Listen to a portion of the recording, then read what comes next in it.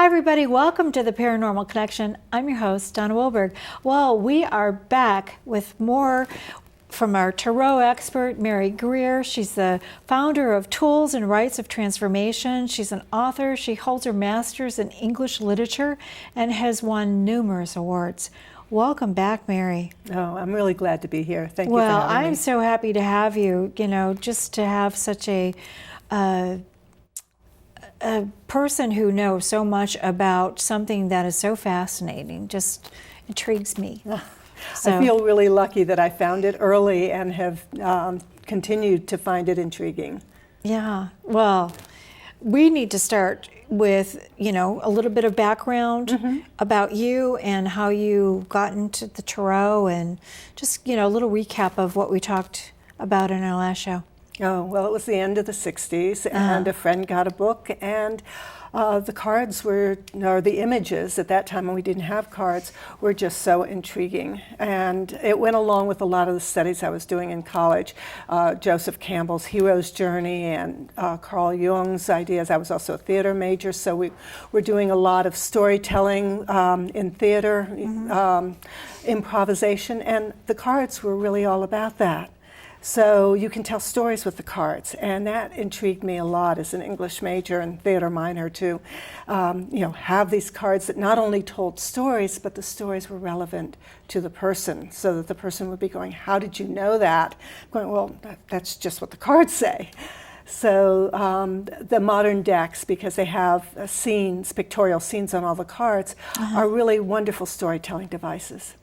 That's really kind of interesting because that's my philosophy, is life is just one big story.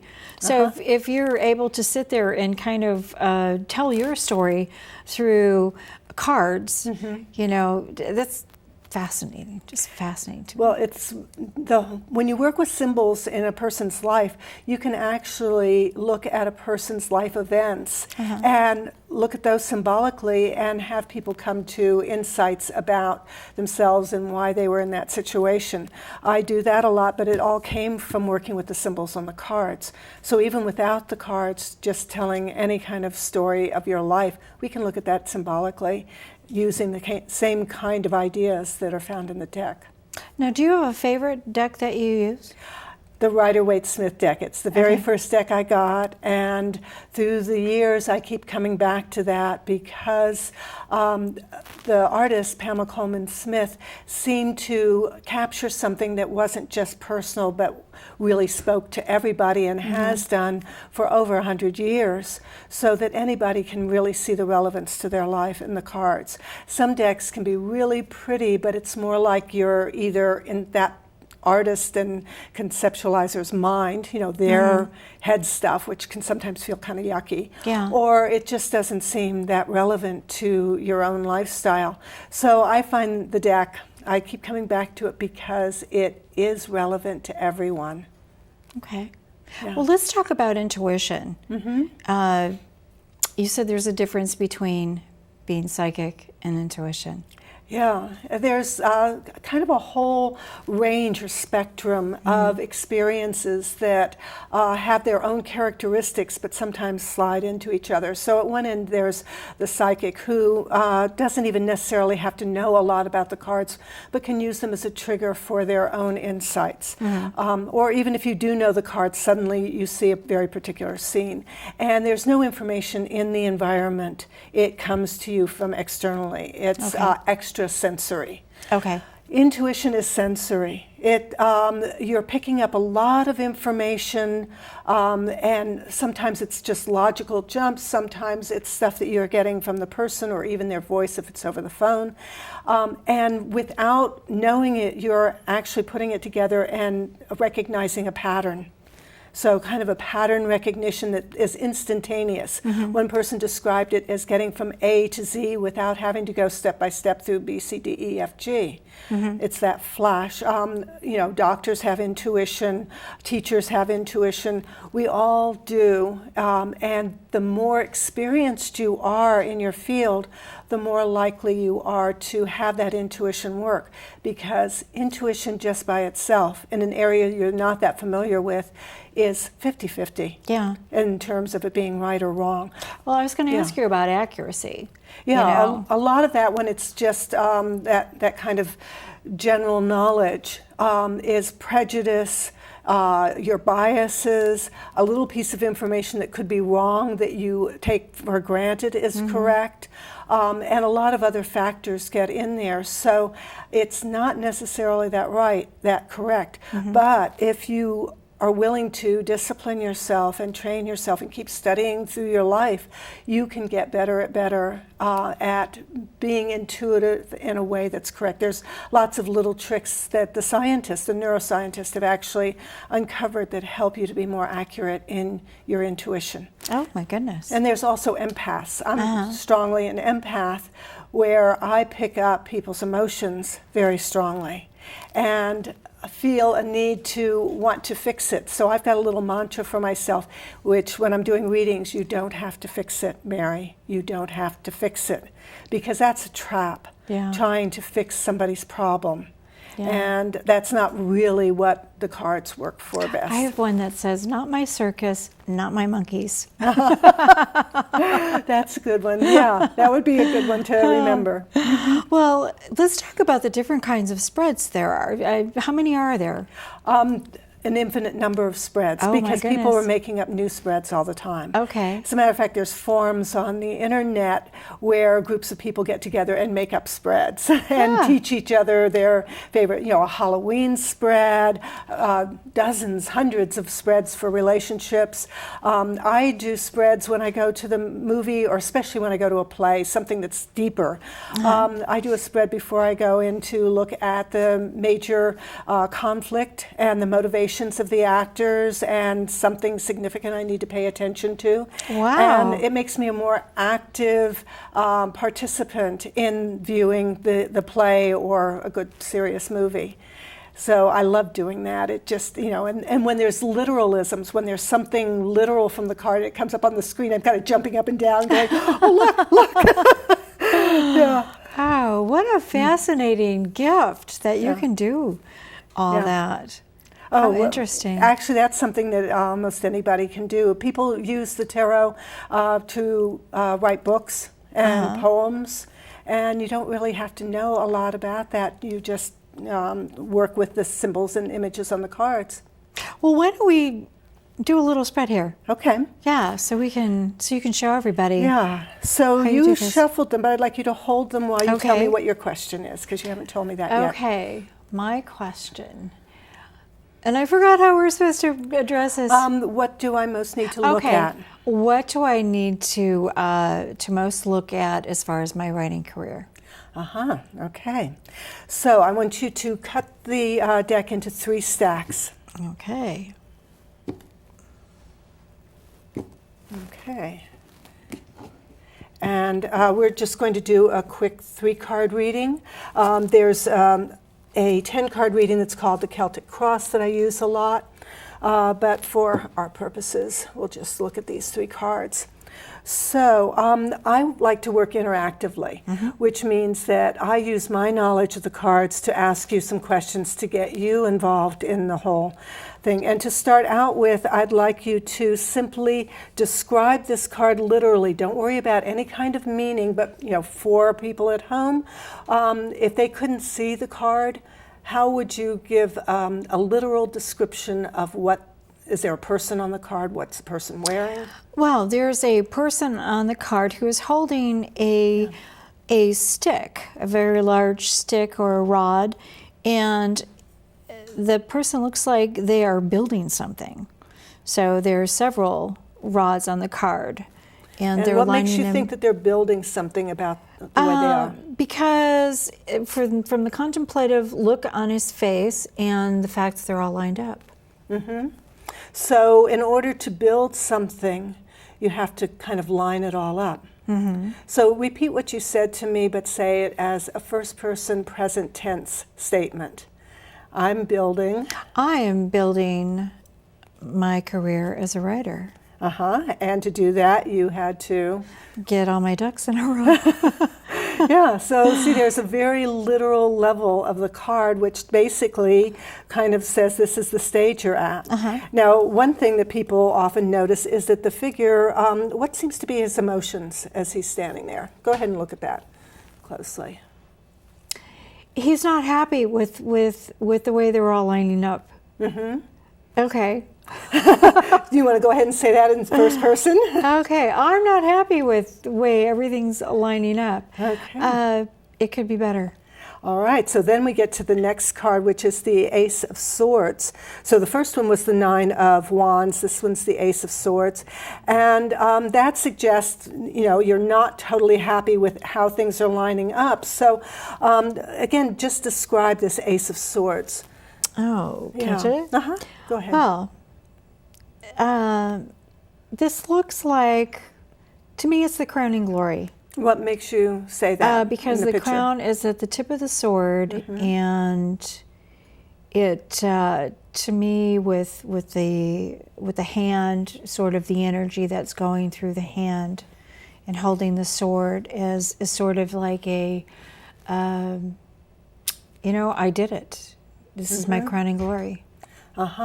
So there's a hand holding the sword, and at the crown or the top of it, there's a crown, and you feel like that's your crowning glory. Yes. And the atmosphere that seems to kind of radiate out from that card, what would you say that is? I would say that's an accomplishment. Yeah. So a sense of accomplishment about it. Yeah. So go ahead and turn that into an I statement. I'm holding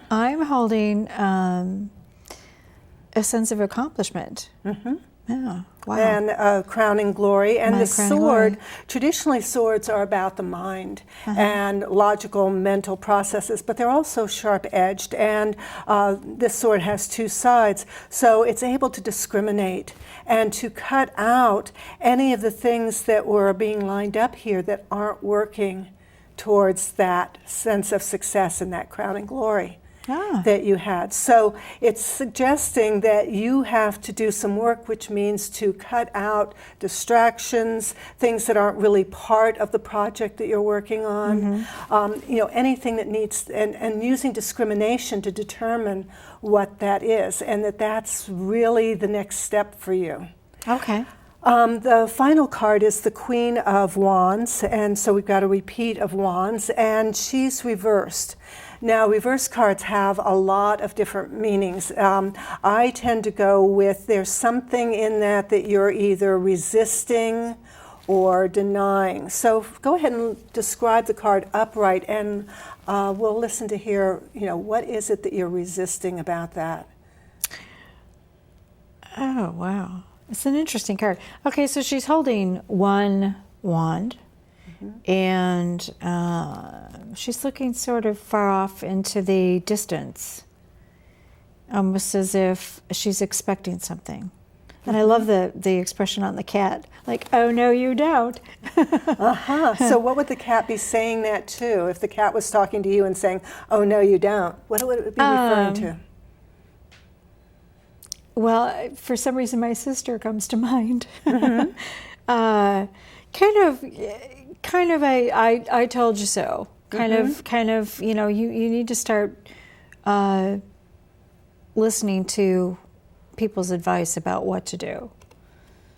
So who's saying you need to listen to people's advice? Well, that would be my sister. And who says, oh, no, you don't? I guess that would kind of be my projection. Okay. Okay, Interesting. so we can kind of see why the card is upside reversed. down. Okay. Because it's hard for you to really discern that. But your next step is to really, hear where there's the resistance. Where is there a part of you that doesn't trust the process? And learning then to turn the card upright where she's the most self-confident of all the queens. She's one of the court cards. In the wands represent fire and that kind of creative inspiration. Swords are, like I mentioned, the mind and the logical, rational processes. Both of these suits are very dynamic and active. So it shows you moving forward, dynamically going forward, but you are set to deal with this one where you kind of are clearing out the things that aren't working, but the self-confidence needs Oh my some work. goodness! Wow, you just nailed that on the head. Okay. I think it's, when you're new at anything, you wonder, am I doing this right? And I'm a very trusting person. Yeah. So, I get burned a lot. Well, if one of these cards represented qualities you most wanted to develop in yourself, which one would it be, and what are the qualities that you want to I think develop? what you said about the Queen of Confidence, I think that's something that, don't start me crying. This isn't that kind of show. But no, it really, if I had to choose, yes, I would, like to have more confidence. Confidence in what? In my ability to do a good job at what I'm doing. So to be a good writer. So if you say that as an affirmation, I'm confident. I'm confident that I'm a good writer. Uh-huh. Yeah. I have confidence in my ability to write. Yeah. Okay, I like Yeah. that. So that's your affirmation, and take it 3 times a day. Okay. Yeah. Oh, I love it. Thank you, Mary. Yeah, it's a self-written prescription in a sense. I really appreciate that. Yeah. Now I have a question for you. So have you ever done a reading where cards come up and you go, oh, I really don't want to deal with that? What do you do? It depends on the circumstance. In Okay. one situation, I was being filmed, and the filmmaker had brought in a friend of his who I'd never met, and he asked me to do a reading for her for the video. So she laid out the cards, and pretty much all the really negative, death-oriented cards. There's no card that specifically is about death, but if you get a whole bunch of them, the Judgment card, the Death card, the 9 and 10 of Swords, these were the cards that were there, all of them, all the cards. And so I'm looking at it going, what do I say to this person? This is really heavy. And finally I said, well, you just have to say what's there. Yes. And so I said, there seems to be a lot of death around you, or letting go, release of something. What is it? And she said, I'm a hospice nurse and I'm burned out. Oh my goodness. So that Ooh. was her experience every day, and she was just at the end of it. So it was overwhelming to her at that moment. So in that case, just facing it and going ahead and saying it, but doing it in an open way of, let's talk about this. And for her to say it was very powerful. Right. So the other situation, though, was a reading which I wouldn't do again. A friend of mine was pregnant and wanted a reading about the child's birth. And most of the cards were okay. They weren't super great, but they were all right. But the last card was kind of difficult. And, I was afraid it would be a difficult delivery. That went really smoothly. Everything was fine. And the child died at 3 months of SIDS. Oh, but my I didn't goodness. tell her during the reading. Yeah. I kind of glossed over the problem, kind of made it seem, well, it's kind of difficult when you give birth. It can be painful. She was doing a home birth and natural childbirth. So, you have to expect that. But I had a feeling there was something more to it, and I couldn't say it. So after that, I steer pretty clear of any predictions having to do with someone who's pregnant. And I just don't want to be a bearer of bad news if it happens to be there. Yeah. They've got At enough the to same deal with. time, because you are intuitive, because you are, you're dealing with people's emotions. There's got to be times when you're getting these feelings, and people are projecting onto you, or you're picking up something. How do you clear that from your mind? Do you carry it with you, or do you just kind of? Well, that end process, which I did with you, Yes. of picking out a card, I have a couple of other steps when I do a full reading. And that gives the power back to the person. They're assuming power for their own reading, making their own choices and decisions about the cards that we've discussed. That was really a big step for me to develop that, because before that I was getting headaches. People were just wanting an answer and drawing that from me, and being very strongly an empath, I would just feel pulled. So when I came up with this system of having them make the choices at the end of the reading, that disappeared. I would feel energized at the end of a reading. But there's also a lot of other psychic development processes that I can use in the middle of a reading. If someone starts getting really pulled into a situation and crying, and it's touched something very deep, I don't touch them. For one thing, it's illegal, and you have to be careful with that if you're not a massage therapist or somebody licensed. Get over it. What I do is I hold energy for them. So I use both ritual training and psychic development training to create a very safe space for them to experience whatever they're experiencing and have it witnessed. And that it really is, using breathing, grounding techniques, and so on. So I think that's really, really helpful, because a person needs a place where they can really be seen, and where sometimes it's important to just say, it's really difficult, isn't it?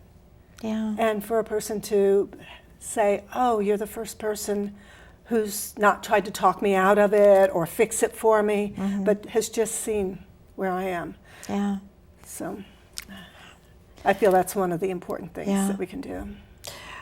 We're at our 5-minute mark again. I can't believe it. Please give your information and where people can find your, can your books be found on your website? Yes. Okay. Yes. It's under a blog, so it's marygreer.wordpress.com, and there's a section for contacting me. There's all my books, a bio, and tons of articles about all different aspects of tarot and some of the other cartomancy systems. Okay. Thank you so much. And did we talk about cartomancy? Not really, no. Oh. We have a couple minutes when we come back. But first, let's give some information about the Paranormal Connection. The Paranormal Connection airs the first and third Thursday at 9:30 p.m. Pacific Standard Time. Our companion show, Story Connection, airs the second and fourth Thursdays of each month. Each episode repeats the following Friday at 1:30 p.m. and Saturday at 5:30 a.m. Watch these programs online at the same air times by going to accesssacramento.org and clicking Watch 17. In the Sacramento region, you can see us on Comcast Channel 17 and on AT&T Channel 99. You can find previously aired shows on the Paranormal Connection YouTube channel. For information on upcoming shows and previous Paranormal Connection guests, go to paranormalconnectiontv.blogspot.com. You can contact us at paranormalconnectiontv@gmail.com. And don't forget, find us on Facebook, become a friend, and become a fan. Okay, so we've got a couple minutes left. Talk real quickly about the cartomancy. Cartomancy's been going on for several hundred years, longer than reading tarot cards. And actually, I collect paintings, genre paintings of cartomancers, and most of them are using regular playing cards, almost entirely, all of them. So that's just a regular playing card deck. There's several systems. You learn one system is best to just focus on one. And it's very much more precise and detailed, because you have to memorize the meanings. There aren't pictures to tell stories. You build a story, but it's out of very simple memorized meanings. So you can get real precise things like, where did I lose something? And actually for things like that, yes, no answers, more concrete things than I feel. You can do that with tarot, but I prefer not to. And there's another old deck called the Lenormand deck, which we've got quite a few cards that are just simple emblems and playing cards on top that come from a German system. So there's a snake, a warning, and fox. Those are two cards where somebody could be betraying you or a rival. The coffin card, which is actually can be a headache, loss of money, bankruptcy, any kind of illness, or the end of something. Let's get some nice cards. Stork. Stork is, they migrate, so it's about making moves, but also home improvement. So these very fixed systems, a ship. which is about commerce, buying and selling things, and also about foreigners and travel. So you've got just those few little meanings, and you combine them. So if we have letter next to ship, then it's news from abroad. Interesting. Yeah, and you can tell very easily somebody had lost their credit card and wanted to know where it was, and the cards that came up were the anchor and the mountain, and I said it was stuck under something really big, and it turned out he had left it in an ATM machine. It was stuck in there. They had to remove it, the bank had to remove it. I didn't realize that you could get that detail oriented with the cards. Yeah. That's incredible. And so I use the Lenormand deck, and some people use playing cards when you want those kinds of answers versus the more personal insight ones that we saw with the tarot. Okay. Well, these are certainly interesting looking. Now, you said these are from Germany? Yes. Okay. They stole the name of the famous French cartomancer, Mademoiselle Lenormand, who was French. So a few years after she died, I think 2-3 years after she died, a German company repurposed an older game that was played using these emblems and made it into this fortune-telling deck. Wow. Yeah. Well, thank you so much. We're out of time. Yes. Thank you so much for coming on and sharing your expertise with us, Mary. And I hope people out there are going to check out her blog and contact her for readings and check out her books. How fascinating. Yeah. Wonderful. Yes, that is. Well, I'd also like to thank my fabulous crew for volunteering their time, Rick, Lorene, David, and Tony. I really appreciate you coming out and helping us get this show on the road. Did I get everybody's name? Oh gosh, Eric. I knew I'd forget somebody. Thank you, Eric, for coming out tonight. We had somebody join us at the last minute, and we really appreciate his help as well. So please check out my website, dannawilberg.com, for my suspense novels. And I'd like to thank all of you for watching our show. And with that, I'm going to say good night.